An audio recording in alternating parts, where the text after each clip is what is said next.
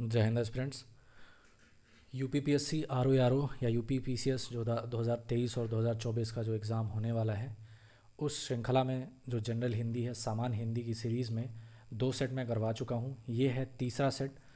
बिना ज़्यादा समय व्यर्थ किए वीडियो को शुरू करते हैं। सबसे पहला प्रश्न है, निम्नलिखित प्रश्न में 4 विकल्पों में से उस विकल्प का चयन करें जो वाक्यांशों के लिए एक शब्द का सही विकल्प हो। वाक्य है, हाथ की लिखी पुस्तक, इसको क्या कहते हैं? पुस्तक, पांडुलिपि, हस्तलिखित या फिर हस्त पुस्तक। तो सही उत्तर है पांडुलिपि। हस्तलिखित क्यों नहीं होगा? क्योंकि हस्तलिखित ऐसी चीज़ होती है, कोई भी ऐसी चीज़ जो हाथ से लिखी हुई हो वो हस्तलिखित होती है, लेकिन हाथ से लिखी हुई अगर कोई पुस्तक है तो उसको पांडुलिपि कहते हैं। ठीक है। अगला प्रश्न है, निम्नलिखित शब्द के शुद्ध तत्सम रूप का चयन करें, यानी कि ओढ़ना का तत्सम रूप क्या होगा? ऑप्शंस हैं उपविष्टन, उपवेष्टन, उपष्टन या फिर उपरिवसन। तो सही उत्तर है उपवेष्टन। उपवेष्टन जो है वो तत्सम होता है और इसका जो तद्भव होता है वो होता है ओढ़ना। उपविष्टन कोई शब्द नहीं होता, उपविष्ट होता है, यहाँ पे ना नहीं होगा। उपविष्ट का मतलब होता है जमकर बैठा हुआ, जमकर बैठा हुआ। उपवेष्टन का मैंने बताया ओढ़ना होता है, ओढ़ना का तत्सम होता है ये उपवेष्टन। उपष्टन एक निरर्थक शब्द होता है। उपरिवसन नहीं होता, इसकी जगह पे होता है सही शब्द उपवसन। उपवसन मतलब बहुत ही नज़दीक में रहना, निकट रहना या बसना, निकट बसना या फिर रहना, पास में रहना। ठीक है, क्या होता है? उपवसन होता है। अगला प्रश्न है, काला घोड़ा जीत गया, वाक्य में विशेषण क्या है? ऑप्शंस हैं काला, घोड़ा, जीत या फिर गया। तो सही उत्तर है ऑप्शन ए काला। घोड़ा क्या है यहाँ पे? यहाँ पे है घोड़ा संज्ञा। ठीक है। जीत क्या है और गया, ये दोनों जो हैं ये क्रियाएं हैं। ठीक है, क्रिया हैं ये दोनों। सही ऑप्शन कौन सा है? काला। और विशेषण कौन सा? गुणवाचक विशेषण है काला। अगला प्रश्न है, तैरने की इच्छा को कहते हैं। ऑप्शंस हैं तरणेच्छा, संतरणेच्छा, तितीर्षा या फिर जलावतरणेच्छा। तो सही उत्तर है तैरने की इच्छा को कहते हैं तितीर्षा। राइट आंसर इज तितीर्षा। अगला प्रश्न है, निम्नलिखित में से तत्सम शब्द की पहचान कीजिए। कौन सा शब्द तत्सम है? बत्ती, अभ्यंतर, मच्छर या फिर भट्ठी। तो देखने में क्या लगता है? सही उत्तर है असल में अभ्यंतर। ठीक है। बत्ती क्या होता है? तद्भव होता है। बत्ती का तत्सम क्या होगा? वर्तिका। ठीक है। मच्छर का तत्सम क्या होगा? मशक। और भट्ठी का तत्सम क्या होगा? इसका थोड़ा सा क्लिष्ट होता है, भ्रष्टिका। भट्ठी का तत्सम भ्रष्टिका होता है। अभ्यंतर जो होता है वो सही तत्सम है। ठीक है। अभ्यंतर का तद्भव क्या होता है? भीतर होता है।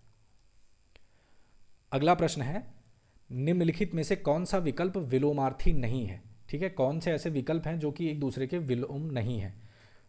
पहला ऑप्शन है बंधन या मोक्ष। दोनों जो है एक दूसरे के अपोजिट हैं, दोनों एक दूसरे के विलोम है, बंधन और मोक्ष। प्रधान, गौड़, ये भी जो है वो विलोम है, क्योंकि प्रधान का होता है मुख्य और गौड़ जो होता है वो जो उसके सबऑर्डिनेट्स होते हैं जो मुख्य नहीं होते हैं। तरणी, तरणी या फिर आय, व्यय। आय और व्यय एक दूसरे के विलोम है, तो सही ऑप्शन कौन सा है? ऑप्शन तीसरा। तरणी, तरणी जो है ये एक दूसरे के विलोम शब्द नहीं है। तो तरण का मतलब क्या होता है? तरण जो है सूर्य को कहते हैं। ठीक है, सूर्य का पर्यायवाची होता है तरणि। और सूर्य का फिर विलोम क्या हुआ? चंद्रमा। ठीक है, चंद्रमा की पर्यायवाची क्या होती है? शशांक, मृगांक, रजनीश। ठीक है, ये सब जो होते हैं ये चंद्रमा की पर्यायवाची होती है। तरणी क्या होता है? तरणी कहते हैं नवयुवती को। नवयुवती जो होती है उसको तरणी कहते हैं। तो तरणी का विलोम क्या होगा? वृद्धा। वृद्धा जो एक बूढ़ी औरत होती है उसको कहते हैं। अगला प्रश्न है, आनुषंगिक के विलोम शब्द का चयन करिए। आनुषंगिक। ठीक है, ऑप्शंस क्या हैं? प्रमुख, निरामिष, अल्पजीवी या फिर विमुख। तो इसमें सही उत्तर है ऑप्शन एक प्रमुख जो होता है वो विलोम होता है। आनुषंगिक क्या होता है? जो अनुसरण करते हैं, जो कि प्रमुख नहीं होते हैं, तो इसका विलोम क्या होगा? प्रमुख। निरामिष क्या होता है? निरामिष जो होता है ये बोलते हैं शाकाहारी को, शाकाहारी जो होता है वो निरामिष कहते हैं। तो इसका अपोजिट क्या होगा? विलोम क्या होगा निरामिष का? आमिष या फिर सामिष। तो आमिष या सामिष क्या होता है? मांसाहारी होता है। निरामिष का मतलब शाकाहारी। अल्पजीवी जिसका जो जीवन काल हो, समय हो। और विमुख जो होता है उल्टा होता है, ठीक है। विमुख का अपोजिट क्या होता है? सन्मुख या फिर उन्मुख। सन्मुख और उन्मुख दोनों एक ही होते हैं।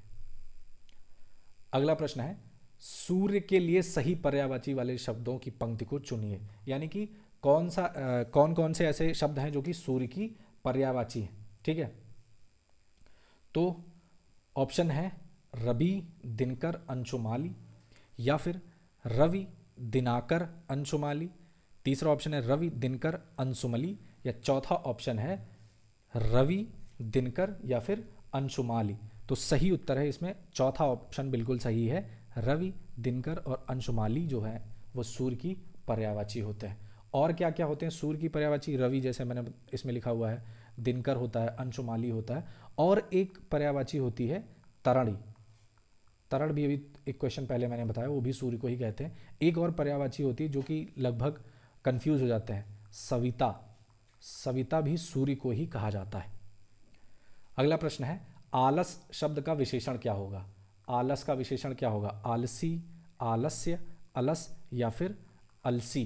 तो सही उत्तर है आलसी, क्योंकि हम क्या बोलते हैं? आलसी व्यक्ति। अब व्यक्ति क्या है? यहाँ पे है संज्ञा, ठीक है। और संज्ञा के पहले जो लगते हैं वो विशेषण होते हैं। संज्ञा की जो विशेषता बताते हैं वो विशेषण होता है। तो व्यक्ति की विशेषता क्या है? कि वो आलसी है। तो आलस का विशेषण आलसी होगा। आलस्य क्या होता है? ये भाववाचक संज्ञा है, ये भी संज्ञा है। आलस्य भी संज्ञा है। अलस क्या होता है? ये आलस का ही विशुद्ध रूप है, मतलब विशुद्ध तो नहीं, मतलब ये अपभ्रंश है, टूटा हुआ रूप है। अलसी क्या होता है? अलसी एक प्रकार का पौधा होता है जिससे तेल निकलता है, ठीक है। फिर अगला प्रश्न है, इनमें से कौन अमृत का पर्यायवाची नहीं है? ऑप्शंस हैं सुरा, पीयूष, सोम या फिर सुधा। तो बाकी की ये तीनों जो है ना, ये तीनों अमृत की पर्यायवाची हैं। सुरा जो है वो अमृत का पर्यायवाची नहीं है। सुरा किसकी पर्यायवाची है? शराब का। अगला प्रश्न है, तीर शब्द का पर्यायवाची नहीं है। ऑप्शंस हैं शिलीमुख, पंचमुख, बाण या फिर शर। तो सही उत्तर है पंचमुख। पंचमुख जो है वो तीर शब्द का पर्यायवाची नहीं है। बाकी शिलीमुख, बाण, शर ये सब तीर के पर्यायवाची होते हैं। और तीर का पर्यायवाची क्या होता है? अणि, ठीक है। इसी का तद्भव, अणि का तद्भव भी होता है अनि। इसको भी, ये सब जो है ये तीर के लिए प्रयोग होते हैं। तीर के लिए तीर की और कौन कौन सी पर्यायवाची होती हैं? तीर की और पर्यायवाची होती है बाण, ठीक है। जैसे कि ये यहाँ पे लिखा हुआ है बाण होता है। फिर शिलीमुख में इसमें लिखा हुआ है, शर भी इसमें लिखा हुआ है, और शिखंडी होता है। शिखंडी तीर की पर्यायवाची होती है। विशिख, विशिख भी तीर की ही पर्यायवाची होती है। सायक भी तीर की ही पर्यायवाची होती है। और अनि, ऑलरेडी मैं बता चुका हूं अनि, और अनि का ही तत्सम रूप होता है अणि, ठीक है। फिर अगला प्रश्न है, सही वर्तनी वाला शब्द कौन सा है? यानी कि सही स्पेलिंग कौन सी है? अनौपचारिक, अनौपचारिक, अनौपचारिक या फिर अनौपचारिक। तो सही उत्तर है इसमें ऑप्शन बी यानी 2, अनौपचारिक जो है उसकी वर्तनी सही है। बाकी के जो तीनों हैं उनकी वर्तनी गलत है। फिर अगला प्रश्न है, पाश्चात्य का विपरीतार्थक शब्द है, यानी पाश्चात्य का उल्टा क्या होगा? प्रतीचि, प्राची, प्रत्यक्ष या फिर पौवार्त्य। तो उसके लिए पता होना चाहिए प्रतीचि क्या होता है। प्रतीचि बोलते हैं पश्चिम को, तो ये तो होगा नहीं इसका विलोम। प्राची बोलते हैं पूर्व को, ठीक है। तो ये भी नहीं होगा, क्यों? क्योंकि ये दोनों दिशाएं हैं और पाश्चात्य कोई दिशा नहीं है। ये एक तरीके का वहाँ का, जैसे हम बोलते हैं ना पाश्चात्य दर्शन या पाश्चात्य संस्कृति, तो पश्चिम से संबंधित जो होता है उसको पाश्चात्य बोलते हैं, जबकि पश्चिम खुद एक दिशा होती है। तो तो प्रतीचि होती है पश्चिम, प्राची होता है पूर्व, प्रत्यक्ष वो होता है जो सामने हो। तो सही उत्तर इसमें कौन सा है? पौवार्त्य। राइट आंसर इज पौवार्त्य। पाश्चात्य का विपरीत जो होता है वो पौवार्त्य होता है। पाश्चात्य पश्चिम से संबंध रखता है, पौवार्त्य जो होता है वो पूर्व से संबंध रखता है। फिर अगला प्रश्न है, मुझे 10 दिन की छुट्टी चाहिए। इस वाक्य में 10 किस प्रकार का विशेषण है? तो 10 क्या है? गिनती है ना, संख्या है। तो बहुत ही आसान भाषा में इसका उत्तर क्या होगा? संख्यावाचक विशेषण। ठीक। फिर अगला प्रश्न है, निम्नलिखित वाक्यांश के लिए उचित शब्द का चयन कीजिए जो वंदना के योग्य ना हो। तो प्रश्न है यौगिक, आनंदनीय, अनिंदनीय या फिर अवंदनीय।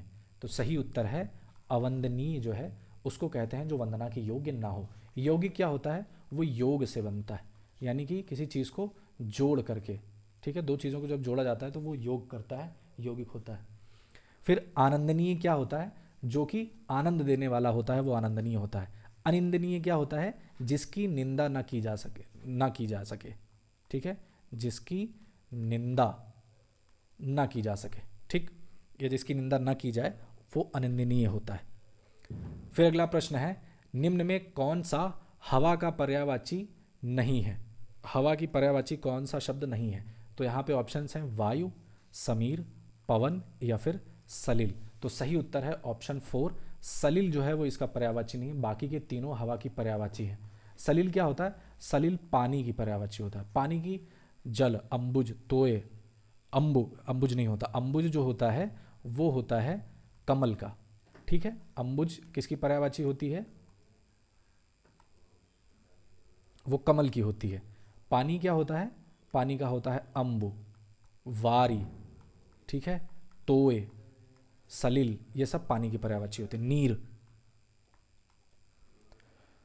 और इसी में लास्ट में जा लग जाता है तो वो कमल हो जाता है, क्योंकि कमल पानी में होता है। जैसे नीरज भी कमल का होता है, तोयज भी कमल की पर्यायवाची होती है, वारिज भी कमल की पर्यायवाची होती है, और अम्बुज अम्बु है, अम्बु में जा लग गया तो वो कमल की पर्यायवाची हो गई। फिर अगला प्रश्न है, इनमें से कौन सा विशेषण का भेद नहीं, यानी कि कौन सा टाइप ऑफ विशेषण नहीं है? भाववाचक, गुणवाचक, सार्वनामिक या फिर संख्यावाचक। तो सही उत्तर है भाववाचक। भाववाचक कोई विशेषण नहीं होता। भाववाचक क्या होता है? संज्ञा होती है। बाकी के गुणवाचक, सार्वनामिक, संख्यावाचक ये विशेषण के भेद होते हैं। जनरली विशेषण के जो होते हैं, विशेषण के 4 भेद होते हैं। ठीक है, एक गुणवाचक, सार्वनामिक, संख्यावाचक, ये 3 हो गए। चौथा जो होता है वो परिमाणवाचक होता है। ठीक है, परिमाणवाचक। तो कुल मिला के 4 भेद हो गए विशेषण के। अगला प्रश्न है, निम्नलिखित में कौन सा शब्द तद्भव है? तद्भव है। ठीक है, तो यहाँ पे ऑप्शन है धात्री, दोलिका, द्विवेदी या फिर दिवाली। तो सही उत्तर है इसमें जो तद्भव है वो है दिवाली। बाकी के जो तीनों शब्द हैं ये तत्सम है। दिवाली का तत्सम क्या होगा? दीपावली। धात्री का तद्भव क्या होगा? जिसको हम बोलते हैं ना दाई। ठीक है, वो होता है धात्री का तद्भव। दोलिका का तद्भव क्या होता है? डोली। एंड द्विवेदी को हम तद्भव में क्या बोलते हैं? दुबे। ठीक है, आम बोलचाल की भाषा में। तो ये था प्रश्न। फिर अगला प्रश्न है, जो कठिनाई से मिले उसके लिए उपयुक्त शब्द कौन सा होगा? दुर्गम, दुर्लभ, अगम या फिर दुष्कर।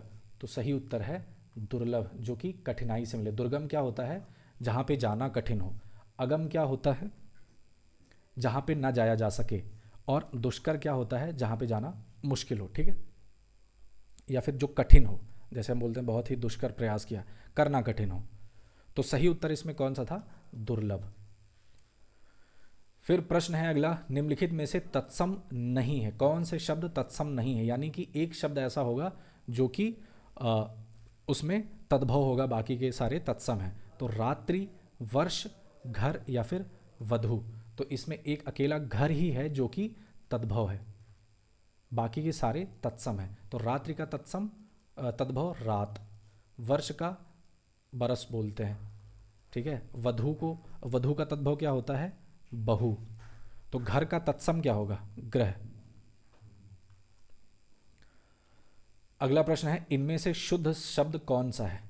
कवयित्री, कवियत्री, कवियित्री या फिर कवयित्री। तो सही उत्तर है ऑप्शन एक कवयित्री जो होता है वो सही शब्द है। ठीक है, इसकी जो वर्तनी है वो बिल्कुल सही है। फिर अगला प्रश्न है, दिए गए वाक्य के किस भाग में त्रुटि है?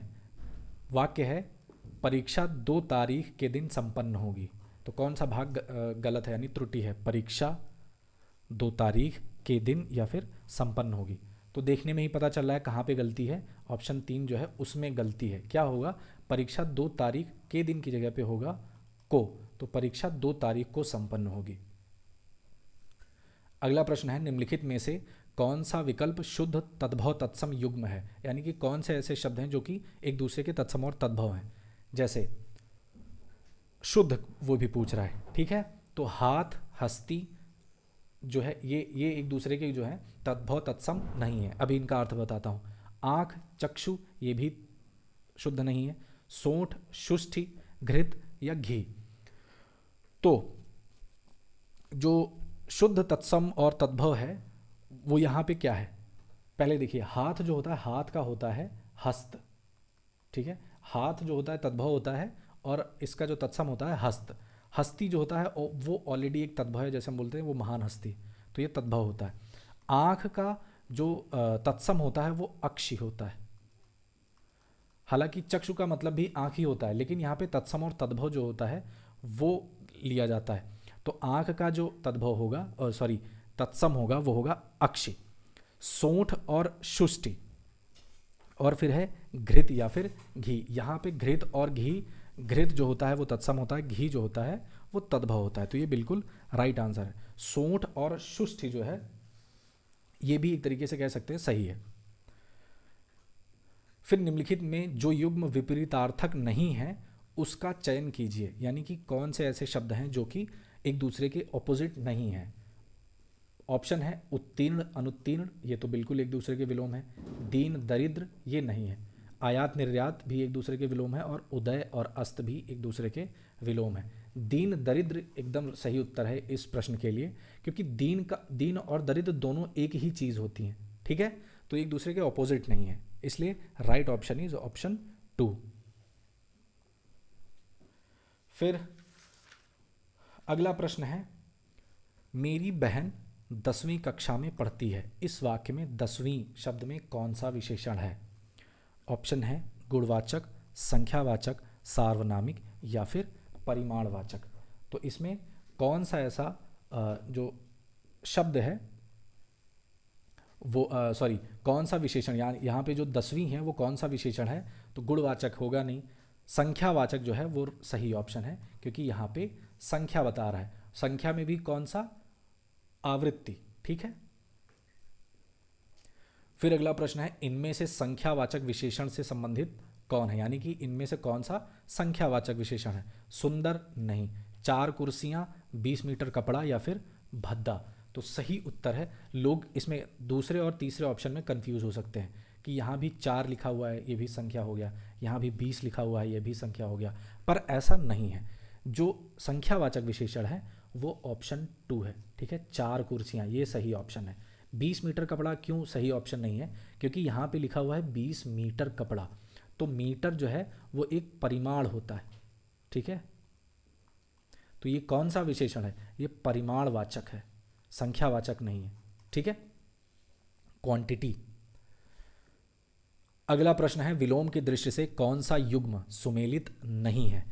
वक्र सरल ये दोनों एक दूसरे के विलोम हैं, तो ये तो होगा नहीं। विरह मिलन ये भी एक दूसरे के ऑपोजिट हैं। सम्मुख उन्मुख ये सही ऑप्शन है। सार्थक और निरर्थक भी एक दूसरे के विलोम हैं।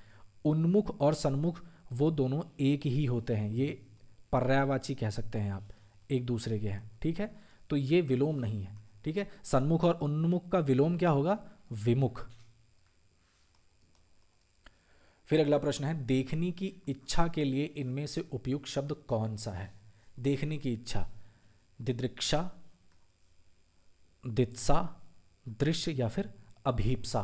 तो सही उत्तर है दिदृक्षा जो होता है वो होता है देखने की इच्छा। देखने की इच्छा को हम दिदृक्षा कहते हैं। दित्सा क्या होता है? देने की इच्छा जो होती है, हम किसी दान करने या दान देने की इच्छा जो होती है वो दित्सा होती है। दृश्य क्या होता है? जो कि देखने के लिए होता है, दृश्य। अभीप्सा क्या होता है? अभीप्सा का मतलब होता है मन में दबी हुई कोई तीव्र कामना या लालसा या इच्छा, उसको बोलते हैं अभीप्सा। तो इसमें सही ऑप्शन कौन सा है? ऑप्शन 1 दिदृशा। नेक्स्ट प्रश्न है, निम्नलिखित में से कौन सा शब्द ईषत् का विपरीतार्थक है? तो सबसे पहले ईषत् का मतलब पता होना चाहिए। ईषत् का क्या मतलब होता है? ईषत् का अर्थ होता है थोड़ा, तो इसका जो विपरीत होगा उसका क्या अर्थ होगा? वो बहुत होगा। तो बहुत इसमें क्या है? साफ साफ दिख रहा है, ऑप्शन 3 प्रचुर। तो ईषत् का अपोजिट यानी कि विलोम क्या होगा? प्रचुर होगा। ईहा क्या होता है? ईहा तद्भव होता है इच्छा का, ठीक है, तत्सम होता है इच्छा और तद्भव होता है ईहा। प्रयत्न जो हम बोलते हैं प्रयास करना, जीव का आप सभी अर्थ जानते हैं क्या होता है। फिर अगला प्रश्न है अनूढ़ अनूढ़ा। अनूढ़ा शब्द का पर्यायवाची क्या है? कुमारी, बालिका, युवती या फिर प्रौढ़ा। तो इसमें से अनूढ़ा जो शब्द है वो किस चीज़ की पर्यायवाची है, यानी किसका पर्यायवाची जो है वो अनूढ़ा है? तो सही उत्तर है इसमें क्या हो सकता है? कुमारी, बालिका, युवती या फिर प्रौढ़ा। तो सबसे पहले पता होना चाहिए कुमारी क्या होता है, बालिका क्या होता है, युवती क्या होता है या फिर प्रौढ़ा क्या होता है, ठीक है। तो इसके बारे में हम आगे अगर देखें तो अनूढ़ा जो होता है, अनूढ़ा का अर्थ ही होता है कुमारी, ठीक है। कुमारी क्या होता है? जिसका विवाह ना हुआ। और कुमारी की ही पर्यायवाची क्या होती है? जैसे हम बोलते हैं अविवाहिता, अविवाहिता, अविवाहिता, ओके। एंड क्या होगा? अपरिणीता, अपरिणीता, ये भी कुमारी का पर्यायवाची होता है। अनूढ़ा का भी पर्यायवाची कुमारी ही होता है, ठीक है। बालिका क्या होता है? बालिका जो एक लिंग होता है, स्त्रीलिंग होता है। बालक का जो उल्टा होता है वो बालिका होता है। युवती क्या होता है? युवती एक जो एडल्ट स्त्री होती है, जो कि युवा अवस्था में पहुंची हुई होती है, वो होता है युवती। और प्रौढ़ा क्या होता है? युवा अवस्था और जो वृद्धावस्था के बीच की जो उम्र होती है उसको प्रौढ़ावस्था कहते हैं। दिए गए वाक्यांश के लिए उचित शब्द का चयन कीजिए। अत्यंत सुंदर स्त्री, अत्यंत सुंदर स्त्री के लिए एक शब्द क्या होगा? जितेंद्री, अभिनेत्री, कुमारी या फिर रूपसी। तो सही उत्तर है रूपसी इज द राइट आंसर। जितेंद्री क्या होता है? जिसने इंद्रियों पे विजय प्राप्त कर ली हो, यानी जिसने इंद्रियों को जीत लिया हो उसे जितेंद्री कहते हैं। अभिनेत्री जो कि अभिनय करती है। कुमारी जैसे कि मैंने बताया जिसका विवाह ना हुआ हो। तो अत्यंत सुंदर स्त्री के लिए शब्द होता है रूपसी। फिर अगला प्रश्न है, निम्नलिखित में से शुद्ध वाक्य कौन सा है? बैठ जाता है मेरा मन कभी कभी। दूसरा ऑप्शन है मन कभी कभी मेरा बैठ जाता है। तीसरा है मेरा मन कभी कभी बैठ जाता है। या फिर चौथा ऑप्शन कभी कभी मेरा मन बैठ जाता है। तो इसमें जो सही उत्तर है वो है ऑप्शन 3, मेरा मन कभी कभी बैठ जाता है। बाकी के जो वाक्य हैं इनमें क्रम, जो कभी कभी का क्रम है वो थोड़ा सा ठीक नहीं है, इस वजह से वो वाक्य अशुद्ध है, ठीक है। जो सही क्रम है शब्दों का वो वाक्य 3 में बिल्कुल सही है, मेरा मन कभी कभी बैठ जाता है। फिर अगला प्रश्न है, शुद्ध वाक्य की पहचान कीजिए। कौन सा वाक्य शुद्ध है? सूरज पूरब में अस्त हो गया, बेटा पराये घर का धन होता है। तीसरा है कंस ने कृष्ण को मारा। या फिर चौथा इनमें से कोई नहीं। तो आप अगर इन वाक्यों को देखेंगे तो अगर यूनिवर्सल थॉट्स के बारे में देखें, जो कि संसार में एक ही होता है, जनरली सबको पता होता है वो वाक्य क्या है, तो जो सत्य होता है, जो सांसारिक सत्य होता है, उनके हिसाब से देखें तो ये तीनों जो वाक्य हैं वो गलत हैं। इनमें से कोई भी वाक्य जो है वो शुद्ध नहीं है। क्यों? क्योंकि सूरज पूरब में अस्त नहीं होता, सूरज पश्चिम में अस्त होता है, ठीक है। फिर अगला प्रश्न है, सॉरी, ये जो दूसरा ऑप्शन है बेटा पराये घर का धन होता है, जनरली जो लाइन होती है वो कहा जाता है बेटी पराये घर का धन होती है, ठीक है। फिर तीसरा वाक्य है कंस ने कृष्ण को मारा, जबकि ये गलत है। क्या हुआ था? कृष्ण ने कंस को मारा, ठीक है। फिर अगला प्रश्न है, जो मुकदमा दायर करता है उसे क्या कहते हैं? इस वाक्यांश के लिए एक शब्द क्या होगा? वादी, अभियुक्त, अधिवक्ता या फिर प्रतिवादी। तो सही उत्तर है वादी, यानी जो मुकदमा दायर करता है वो वादी होता है। अभियुक्त क्या होता है? जिस पर कोई चीज़ इल्ज़ाम लगा हो या अभियुक्त जिससे कोई चीज़ रिलेटेड हो, वो होता है अभियुक्त। अधिवक्ता क्या होता है? वकील को ही हम अधिवक्ता कहते हैं। और प्रतिवादी क्या होता है, जिसके खिलाफ मुकदमा दायर किया जाता है उसको प्रतिवादी कहते हैं। फिर अगला प्रश्न है प्रच्छन्न का विलोम नहीं है। कौन सा शब्द जो है वो प्रच्छन्न का विलोम नहीं है? तो इसके लिए पहले पता होना चाहिए कि प्रच्छन्न का मतलब क्या होता है। तो प्रच्छन्न का क्या मतलब होता है? प्रच्छन्न का मतलब होता है छुपा हुआ, ठीक है। तो प्रच्छन्न का मतलब होता है छुपा हुआ। अब प्रकट जो है वो इसका विलोम है, क्योंकि वो छुपा हुआ नहीं है, प्रकट है तो ये भी इसका विलोम है। यहाँ पे प्रश्न में पूछ रहा है विलोम नहीं है, लेकिन प्रकट तो प्रच्छन्न का विलोम हुआ। अप्रत्यक्ष ये भी ये क्या है, ये जो इसका प्रच्छन्न का आगे अगर शब्दों को देखें, अप्रच्छन्न या फिर प्रत्यक्ष, तो प्रत्यक्ष जो होता है वो भी प्रकट का ही रूप होता है। प्रच्छन्न होता है छुपा हुआ, अप्रच्छन्न क्या होगा, ये भी प्रकट का ही होगा। तो पहला, तीसरा और चौथा ये तीनों जो है सेम है, लेकिन अलग क्या है, अप्रत्यक्ष, ठीक है। अप्रत्यक्ष जो है वो विलोम है, प्रच्छन्न का विलोम अप्रत्यक्ष, सॉरी, प्रच्छन्न का जो विलोम है वो अप्रत्यक्ष नहीं है, ठीक है। बाकी के जितने भी शब्द हैं, प्रकट, अप्रच्छन्न, प्रत्यक्ष, ये प्रच्छन्न के विलोम हैं, लेकिन अप्रत्यक्ष जो है वो प्रच्छन्न का विलोम नहीं है, ठीक है। क्या है वो, पर्यायवाची है, क्योंकि प्रच्छन्न का भी मतलब छुपा हुआ होता है या जो ना दिखे, और अप्रत्यक्ष का भी मतलब होता है जो छुपा हुआ हो या फिर जो सामने ना हो। फिर अगला प्रश्न है निम्नलिखित वाक्यों में से शुद्ध वाक्य का चयन कीजिए। कौन सा वाक्य शुद्ध है? पहला वाक्य है अगले चौराहे के पास एक सब्जी की दुकान है। अगले चौराहे में सब्जी की एक दुकान है। अगले चौराहे पर एक सब्जियों की दुकान है, या फिर चौथा ऑप्शन है अगले चौराहे के पास सब्जी की एक दुकान है। तो सही इसमें उत्तर है ऑप्शन 4, अगले चौराहे के पास सब्जी की एक दुकान है। बाकी के वाक्य गलत हैं, क्योंकि यहाँ पे लिखा हुआ है एक सब्जी की दुकान है, जबकि एक सब्जी की दुकान जो है वो गलत वाक्य हो जाएगा। अगले चौराहे में, तो चौराहे में जो है वो गलत हो जाएगा। अगले चौराहे पर एक सब्जियों लिखा हुआ है, ये भी गलत हो जाएगा। तो सही वाक्य कौन सा है? वाक्य चौथा, बाकी के तीनों वाक्य असंगत हैं। फिर अगला प्रश्न है सत्कर्म का विलोम नहीं है। सत्कर्म का विलोम कौन सा शब्द है जो सत्कर्म का विलोम नहीं है? अकर्म, अपकर्म, दुष्कर्म या फिर कुकर्म? तो अपकर्म, दुष्कर्म और कुकर्म ये तीनों जो हैं ये विलोम हैं सत्कर्म के, लेकिन अकर्म जो है वो विलोम नहीं है। क्यों? क्योंकि अकर्म का मतलब होता है कि बिना कर्म के, ठीक है, बिना कर्म के, बिना कर्म के का अर्थ होता है अकर्म, जबकि सत्कर्म क्या होता है, सत्य के कर्म के साथ में, सच्चे काम के साथ में, सार्थक कर्म जो होता है, अच्छा काम जो होता है वो सत्कर्म होता है, ठीक है। तो सत्कर्म का विलोम अकर्म नहीं है। फिर अगला प्रश्न है जानने की इच्छा के लिए शब्द क्या होता है? इच्छा तो होगा नहीं, आशा भी नहीं होगा, तो सही उत्तर क्या होगा? जिज्ञासा। जिज्ञासा ही कहते हैं जानने की इच्छा। अभिलाषा क्या होता है? ये भी एक तरीके की इच्छा होती है। फिर अगला प्रश्न है इनमें से शुद्ध शब्द कौन सा है? शुद्ध शब्द अध्येता, अधियेता, अध्यात या फिर अध्ययेता? तो सही शब्द जो शुद्ध शब्द है वो होता है अध्येता। बाकी के जो हैं शब्द ये अशुद्ध हैं। अध्येता का अर्थ क्या होता है? अध्ययन करने वाला, अध्ययन करने वाला। अगला प्रश्न है निम्नलिखित में वर्तनी की दृष्टि से अशुद्ध शब्द कौन है? कौन सा शब्द ऐसा है जिसकी वर्तनी अशुद्ध है? कनिष्ठ, झूठ, मिष्ठान, मिष्टान या फिर दक्षिण? तो इसमें गलत क्या है? कनिष्ठ जो है वो गलत है। सही वर्तनी क्या होगी? कनिष्ठ होता है, ठा होता है, यहाँ पे टा लगा हुआ है, इस वजह से ये अशुद्ध है। बाकी झूठ, मिष्टान और दक्षिण ये सही वर्तनी में है। फिर अगला प्रश्न है इनमें से कौन सा शब्द मोर का पर्यायवाची नहीं है? मोर का पर्यायवाची नहीं है।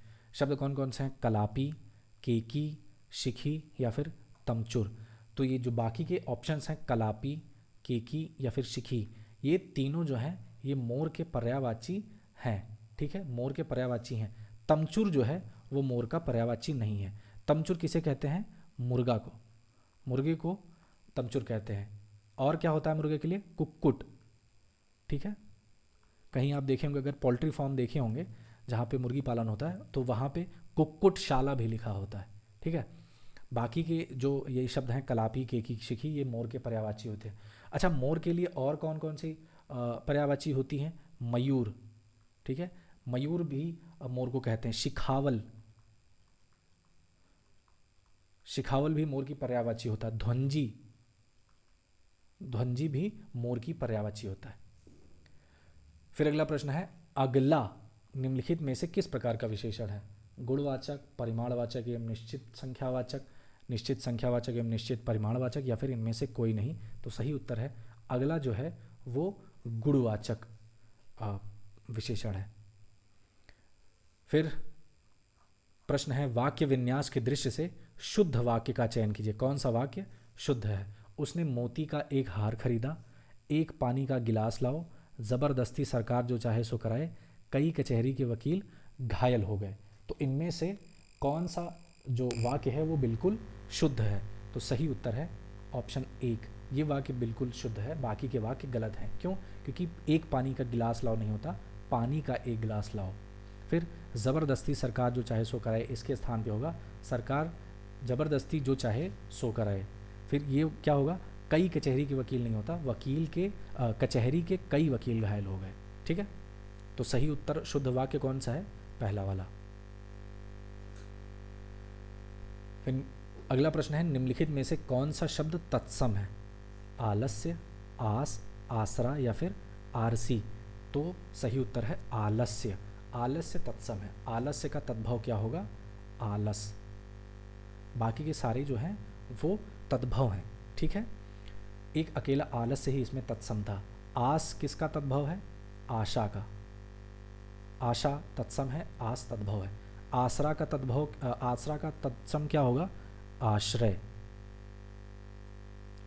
और आरसी का तत्सम आदर्शिका। ठीक है, फिर अगला प्रश्न है, उर्वशी अत्यंत सुंदर है, इसमें कौन सा शब्द प्रविशेषण है? ठीक है, प्रविशेषण यानी कि जो विशेषण की विशेषता बताए उसे ही प्रविशेषण या फिर अंतर विशेषण कहते हैं। ठीक है, अंतर विशेषण। तो अत्यंत सुंदर है या फिर उर्वशी? तो उर्वशी तो इसमें क्या हो गया? संज्ञा हो गया। है जो है वो क्रिया है। सुंदर जो है वो तो विशेषण है, लेकिन इस सुंदर की विशेषता जो बता रहा है वो है अत्यंत। तो अत्यंत जो होता है वो इस वाक्य में अंतर विशेषण यानी कि प्रविशेषण है। फिर अगला प्रश्न है, इनमें से कौन सा शब्द आलसी का पर्यायवाची शब्द नहीं है? तो ऑप्शंस हैं ठलुआ, सुस्त, निठल्ला या फिर नासमझ। तो सही उत्तर है नासमझ जो है ये इसका पर्यायवाची नहीं है। नासमझ किसे कहते हैं? जिसके समझ ना हो। बाकी के जो तीनों ऑप्शंस हैं ये आलसी के लिए प्रयोग होते हैं, ठलुआ, सुस्त या फिर निठल्ला। अगला प्रश्न है, कंदर्प के विलोम शब्द का चयन करें। ऑप्शंस हैं दर्प, मजबूत, बेकदरी या फिर मदन प्रिया।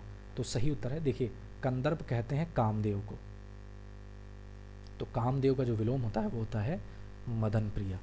ठीक है, बेकदरी क्या होता है? बेकदरी का उल्टा होता है कद्र।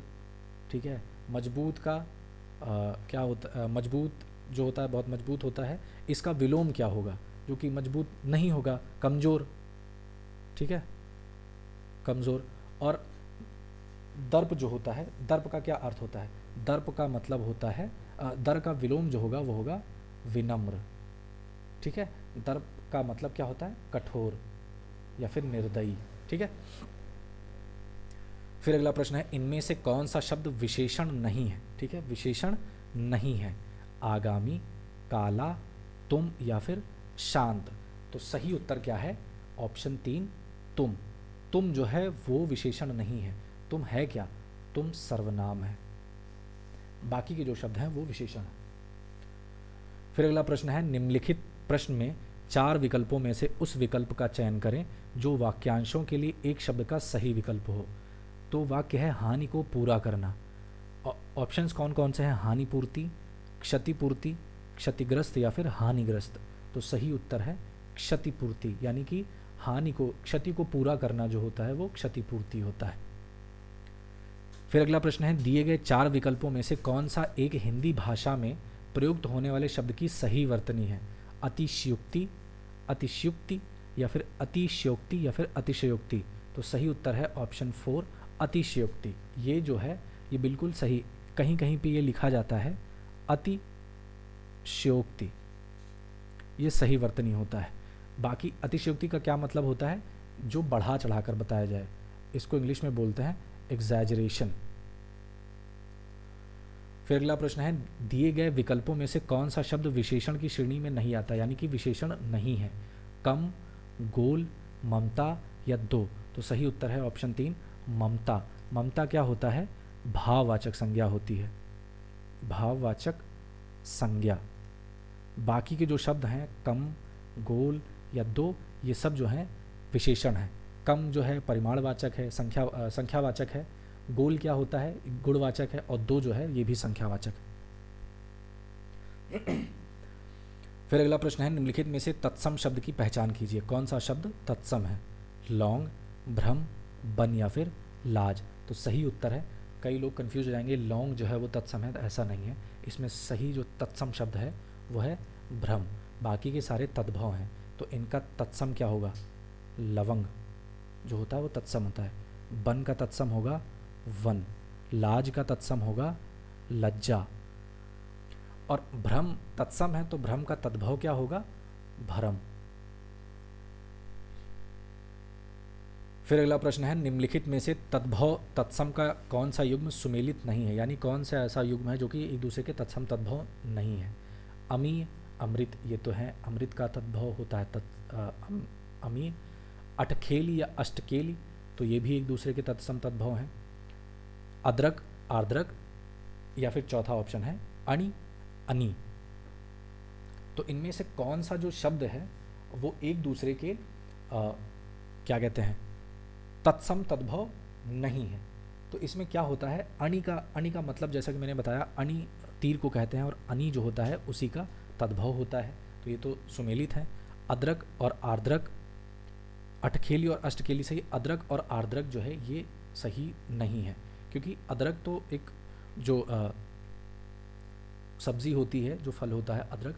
आर्द्रक जो होता है, आर्द्रक बनता है आर्द्र से, ठीक है, जिसको हम बोलते हैं ना आर्द्र भूमि, ठीक है, ये होता है हमारा अदरक और आर्द्रक। फिर अगला प्रश्न है, इनमें से कौन सा शब्द नदी का पर्यायवाची नहीं है? निम्नगा, सरिता, आपगा या फिर आपदा। तो सही उत्तर है आपदा। आपदा जो है वो नदी का पर्यायवाची नहीं होता। बाकी जो निम्नगा, सरिता, आपगा ये सब जो है नदी के पर्यायवाची हैं। आपदा जो है वो नहीं। आपदा का क्या अर्थ होता है? विपदा, आपत्ति, ठीक है, परेशानी, ये सब आपदा के समानार्थी शब्द होते हैं, पर्यायवाची होते हैं। फिर अगला प्रश्न है, निम्नलिखित में से आह्लाद के विलोमार्थी शब्द का चयन करें। पहले तो पता होना चाहिए आह्लाद होता क्या है। आह्लाद का अर्थ होता है प्रसन्नता या फिर हर्ष, खुशी, ठीक है। तो इसका विलोम क्या होगा? हर्ष का उल्टा क्या होता है? विषाद। तो बिल्कुल सही, पहला ऑप्शन जो है वो इसका विलोमार्थी होगा। आहूत क्या होता है? आहूत का मतलब होता है बुलाना। आहूत कहते हैं बुलाना, इसीलिए जब पूजा पाठ किया था तो आहुति दी जाती है, यानी जब देवी देवताओं को बुलाया जाता है तो उन्हें आहुति दी जाती है। निषाद क्या होता है? निषादराज जो जंगलों में जो चिड़ियों का शिकार करते हैं उन्हें निषाद कहते हैं। प्रहलाद जो कि एक विष्णु के भक्त थे, उन्हें प्रहलाद थे। विषाद जो होता है उसका अर्थ क्या होता है? दुख, ठीक है। तो आह्लाद का विलोम विषाद। अगला प्रश्न है, निम्न में से कौन सा विकल्प तत्सम तद्भव की दृष्टि से सही नहीं है? रात्रि, निशा, शूकर, सुअर, पाषाण, पाहन या फिर नृत्य या नाच।